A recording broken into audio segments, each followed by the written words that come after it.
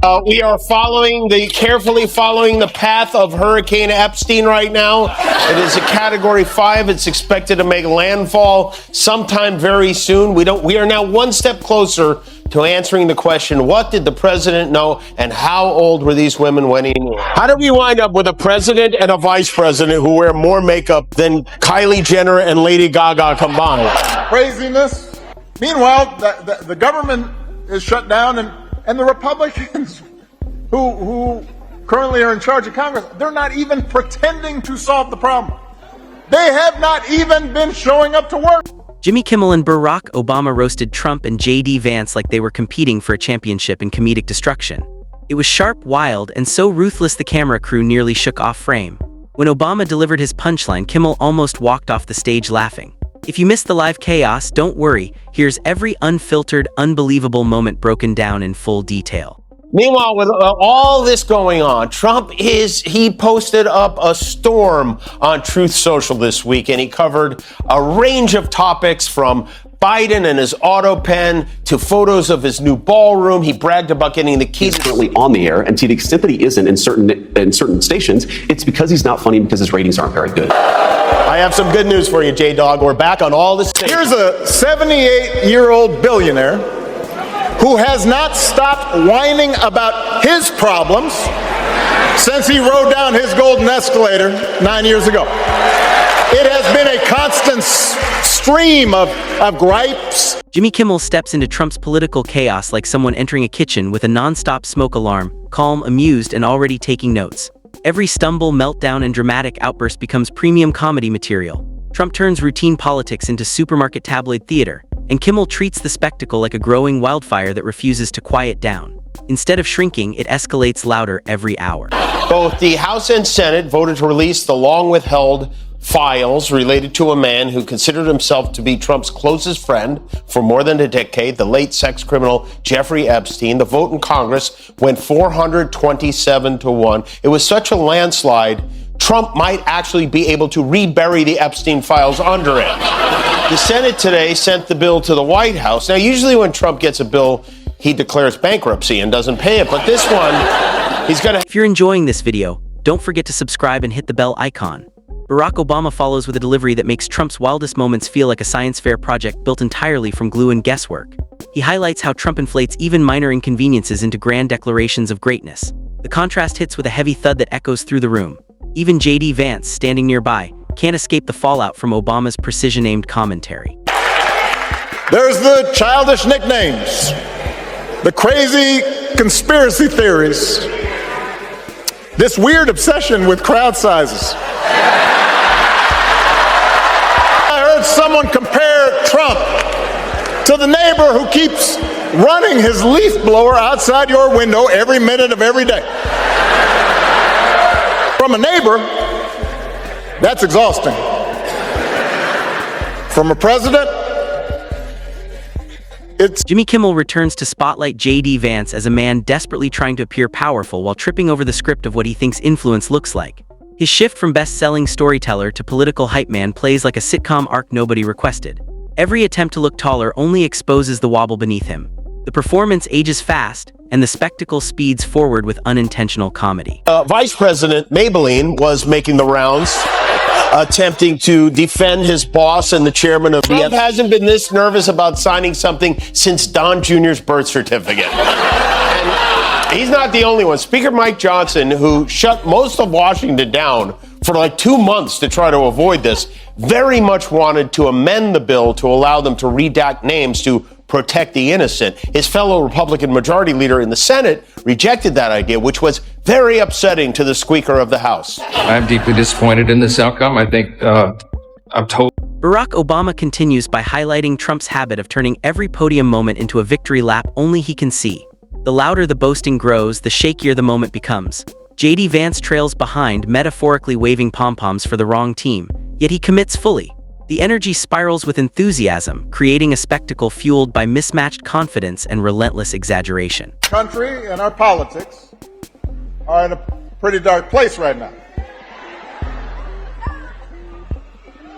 It's hard to know where to start, because every day This White House offers up a fresh batch of lawlessness and recklessness and mean-spiritedness and Jimmy Kimmel jumps in with sharp observation, painting Trump as someone who wakes up ready to declare a triumph before remembering nothing happened yet. His bravado always outruns reality, beating like a drum that refuses to stay in tune. JD Vance tries to match the rhythm, acting like a backup dancer in a routine that never lands. The confusion becomes entertainment on its own. Trump leans heavily into theatrics as though swagger can solve political turbulence. JD Vance mirrors that swagger with cosplay-level enthusiasm, giving the entire display a strange gravitational pull. Kimmel continues the roast, pointing out how Trump treats press events like show and tell, except the items rarely match the story. The mismatch turns into a ready-made comedy sketch. JD Vance applauds every contradiction as if hopping his enthusiasm will translate into credibility. Their dynamic plays out like a recurring sitcom gag. The House will vote, and we'll see how that goes. Turns out all Trump had to do was threaten to starve poor people, and he got his way. I'm sure he'll never do it again, though. Speaker Mike Johnson praised the bill, which is kind of all you need to know. He said he's glad Democrats are finally ready to do what the American people have been asking them to do for weeks. Great, and then maybe you'll finally be ready to do what the American people have been asking you to do for months and release the... Barack Obama keeps the momentum rolling by describing Trump's decision-making like reviewing an instruction manual missing half its pages. Each plan seems stitched together with hope and the assumption no one will notice the loose ends. JD Vance hovers proudly beside him, treating every unraveling thread as a badge of honor. Jimmy Kimmel sharpens his edge, describing Trump spinning awkward moments into heroic tailies driven by sheer volume. Obama follows with precision, comparing Trump's leadership to bold declarations assembled without instructions. Pieces almost connect but never fully lock.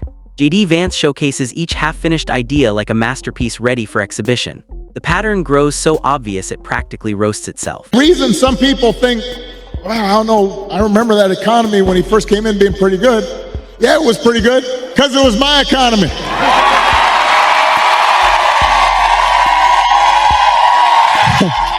We had 75 straight months of job growth that I handed over to him. It wasn't something he did. I had spent 8 years cleaning up the mess that the Republicans had left. Jimmy Kimmel highlights the melodrama trailing Trump, turning tiny inconveniences into cosmic challenges only he claims he can conquer. His self-mythologizing transforms routine moments into sporadic performances. JD Vance watches with wide-eyed enthusiasm as if front row at a show he barely understands. The confusion fuels the comedy. Barack Obama counters by analyzing how Trump treats every setback like a plot twist in a story desperate to be gripping, but the twists land with noise instead of impact. JD Vance clings to each moment like lines learned minutes before curtain call, applauding as though every misfire proves genius. The crowd chooses laughter over confusion. Obama delivers another blow, comparing Trump's sprawling plans to balloon animals made by an overly optimistic clown, confidence steady, shape unstable. JD Vance proudly presents each misshapen effort as a masterpiece. Kimmel digs deeper, describing Trump's grand announcements as fireworks that sparkle briefly before dissolving into haze. JD Vance stands beneath the fatting smoke as if the blur itself is a badge of loyalty. The performance glows with unearned triumph. Raged about the price of beef. He plugged his son Eric's book. He bashed Nancy Pelosi. He complained about voter ID. And we learned he's trying to get the NFL to name a stadium after him. Trump reportedly wants the Washington Commanders to give him naming rights to their new stadium. Why would anyone ever want to name anything after Don? I mean, look at Don Jr. It's not exactly a winning... Jimmy Kimmel spotlights Trump's ever-present melodrama where even minor hiccups become cosmic quests only he can solve. His self-mythologizing turns everyday moments into sporadic performances. JD Vance watches with misplaced enthusiasm, front row to a show he doesn't quite grasp. The result is comedy carved from confusion. Barack Obama follows by showing how Trump frames setbacks as dramatic plot twists, but instead of gripping, they hit with noise and little substance. JD Vance clings to each twist like he memorized the script moments earlier, applauding as if every stumble is brilliance. The crowd laughs rather than question. Obama continues, comparing Trump's plans to balloon animals shaped by a hopeful clown, confidence high, structure unstable. JD Vance treats each wobbling creation like an artistic triumph. Kimmel goes further, describing Trump's announcements as fireworks that flash bright then fade into smoke, leaving everyone squinting. JD Vance proudly stands in the haze as though loyalty alone makes the moment shine. The entire act drips with triumph that was never earned. Extreme views were not in my White House. I wasn't embracing them.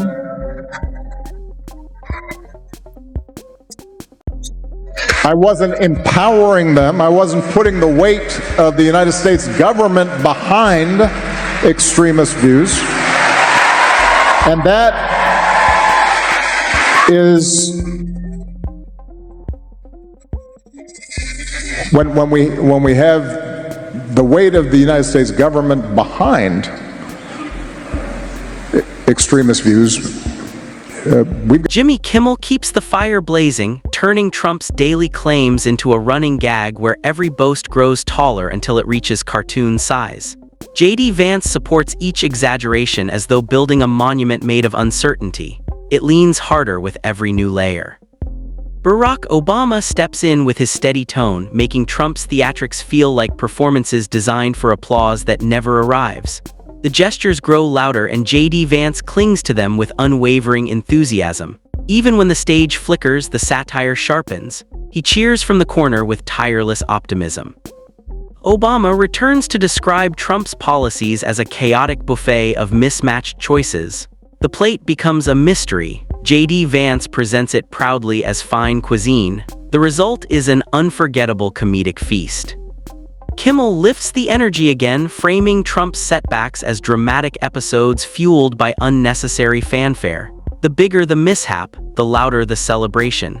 JD Vance hoists each moment like a trophy forged from confusion. Washington down for like 2 months to try to avoid this, very much wanted to amend the bill to allow them to redact names to protect the innocent. His fellow Republican majority leader in the Senate rejected that idea, which was very upsetting to the Speaker of the House. I'm deeply disappointed in this outcome. I think, I'm told, I've been at the state dinner. I don't know. I was just told that Chuck Schumer rushed it to the floor and put it out there preemptively.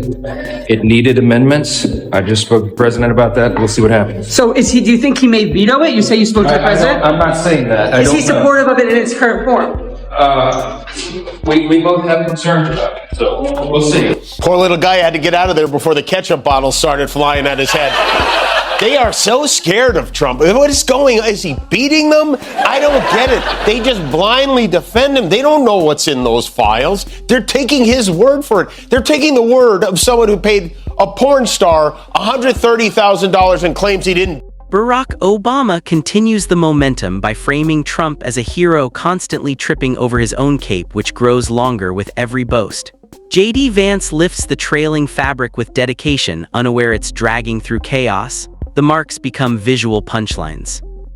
Jimmy Kimmel elevates the pace by showing how Trump turns statistics into oversized art pieces painted with broad, messy strokes. Colors spill, contradictions pile up, and JD Vance displays each one like a gemstone that refuses to sparkle. Irony becomes the brightest shine in the room. Kimmel wraps the moment by highlighting Trump's obsession with appearing victorious in situations no one can interpret. The confusion becomes legacy. JD Vance marches confidently beside him, proud beyond logic. Obama closes with his signature smoothness, turning Trump's theatrics into something that almost sounds artistic, if only the artistry weren't so questionable. You know, a lot of people have asked me lately whether I'm surprised by the direction the country's taking. And even though I am the hope and change guy,